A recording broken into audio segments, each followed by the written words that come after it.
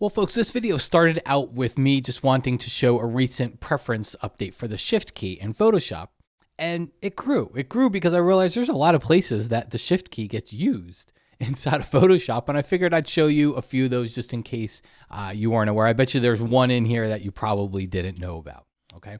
So let's talk about the first one here. By the way, you've got to be in the latest version of Photoshop, 20.0.5.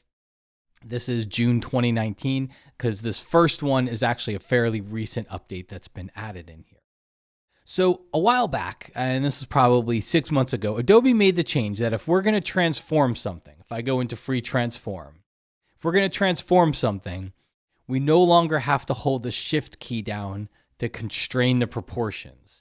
And in fact, holding the Shift key down now makes it so that the proportions are not constrained anymore. So you can transform and squish and do whatever you want. But again, not holding the Shift key down, I just let it go. You can see here, it constrains the proportions automatically. And that's opposite the way that it used to work. It used to work different from that. And they made this change probably about 6 months ago. Some people loved it. I loved it, even though it was weird for me to get used to. I prefer it because that's the way most programs work. Most programs, when you go in to transform something, you don't have to hold down a key to constrain the proportions. So it just kind of brings it up to date with more industry standards.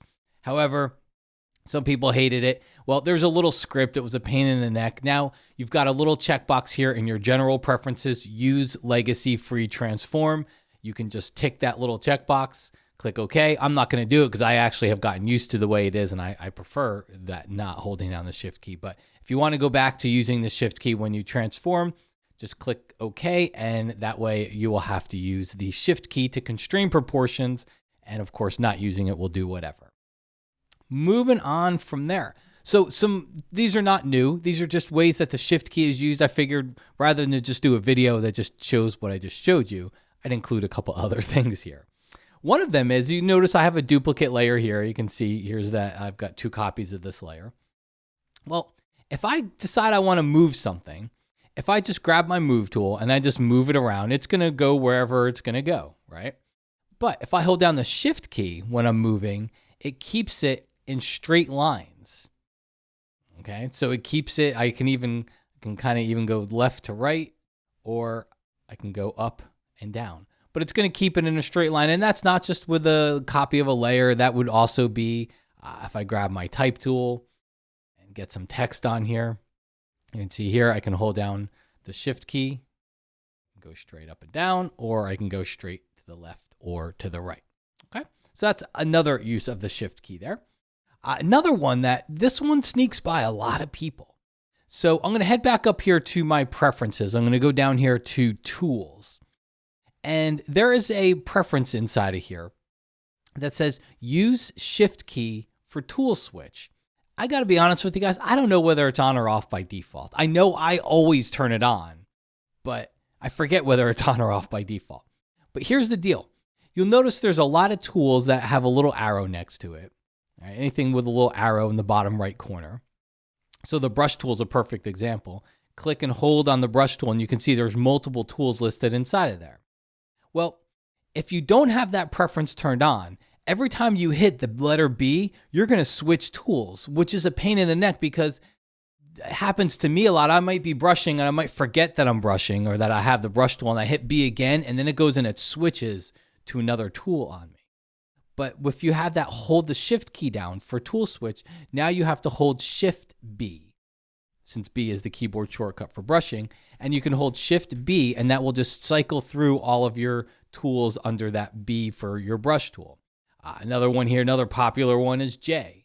You know, I use the spot healing brush, I use the patch tool, I use the healing brush, I use all of these.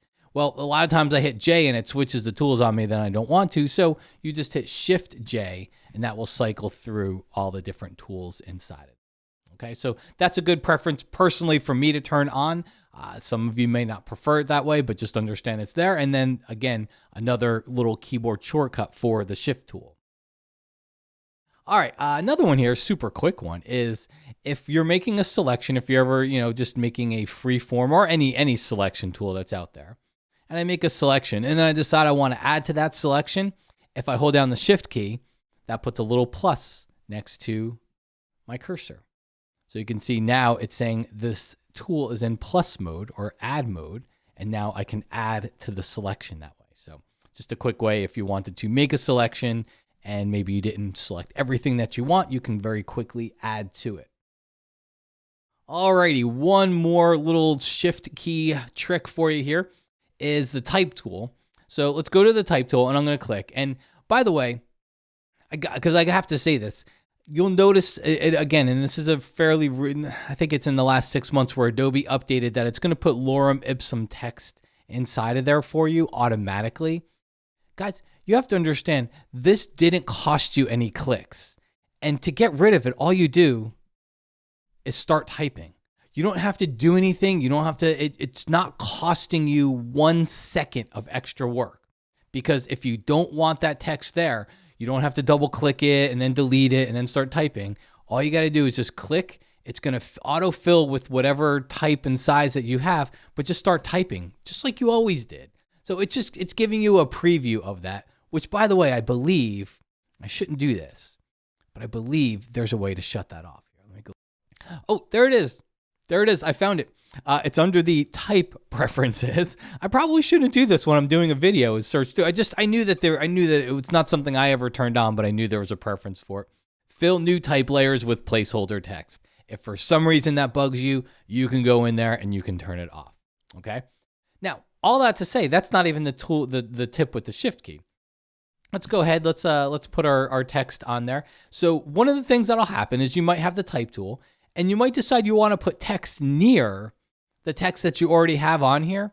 But if you get too close to it, it's going to select or put your cursor inside of that text. You can keep seeing, I keep clicking and it goes inside. Even if I go down here to the bottom, it's putting the cursor inside of there. Well, what you can do is hold down the shift key.